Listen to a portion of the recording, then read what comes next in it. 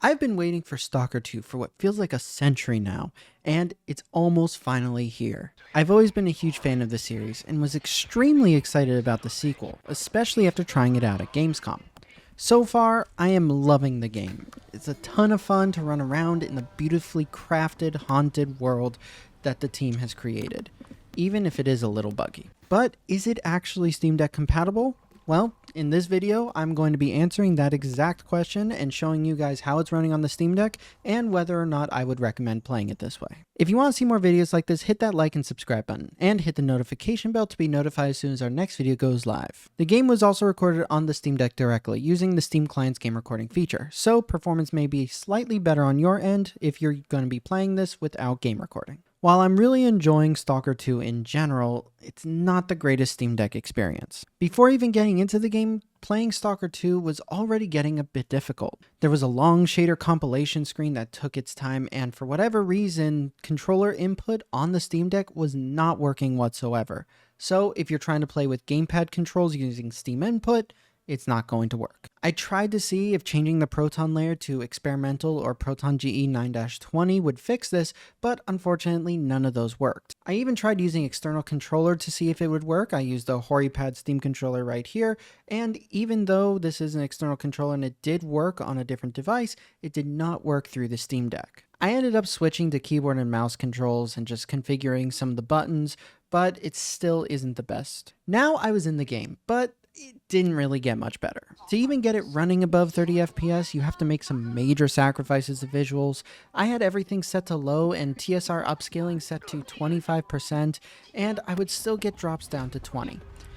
The drops would usually happen when moving around at all or in combat. So as long as you're standing still, you're going to get at least 30 frames per second, but coupled with the extremely blurry visuals, the experience was lacking heavily. I did also notice that when loading into the game, whether it be when you turn it on initially or dying and loading back in, there will be 4 to 5 seconds where all the models start to load in. I did also try Stalker 2 with FSR3 frame generation on to see how it would feel, and boy does it make it much worse. While it more often says the frame rate is above 30 FPS, it feels absolutely horrible to play.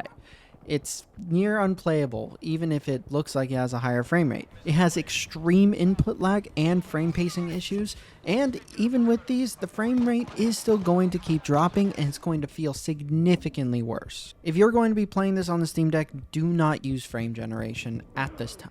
So as it stands, I would not recommend playing Stalker 2 on the Steam Deck at this time, but I was curious to see how it would run on the more powerful Windows handhelds that are out right now. So I decided to test the game on the ROG Ally X, and the results are much better. I played primarily in the default settings at low quality with TSR set to 66%, and for the most part, it stuck above 30 FPS. I was using the turbo performance, which made the battery drain quite fast, but it was working really decently. There were some minor drops when running really fast, and there are still some pop-in when loading into the game, but neither of these were as bad as trying to play it on the Steam Deck. I would say this is playable, especially if you're willing to lower the upscaling resolution a little bit more for a more stable experience. Because of this, I would say Stalker 2 is playable on the ROG Ally X and could also be played on some other Windows handhelds that have a Z1 Extreme chip or a 7840 or 8840. However, your experience may differ since the ROG Ally X has 24 GB of RAM and most other Windows handhelds have 16 GB of RAM, but the game was running on the Steam Deck with 16 GB of RAM, so it's very possible that you'll have a good time on the other Windows handhelds that may be a little bit more limited. However, if you're looking to play this game exclusively on the Steam Deck, you're not going to have a good time. It needs to be played at the lowest possible settings for any semblance of a good experience, and even still, it drops below 30 often. It's an interesting game and it has its issues, but playing it on the Steam Deck is not the best way to enjoy it. Thank you for watching. If you enjoyed this video, hit that like and subscribe button, and hit the notification bell to be notified as soon as our next video goes live. And a big thank you to our patrons. You guys are awesome. See you next time.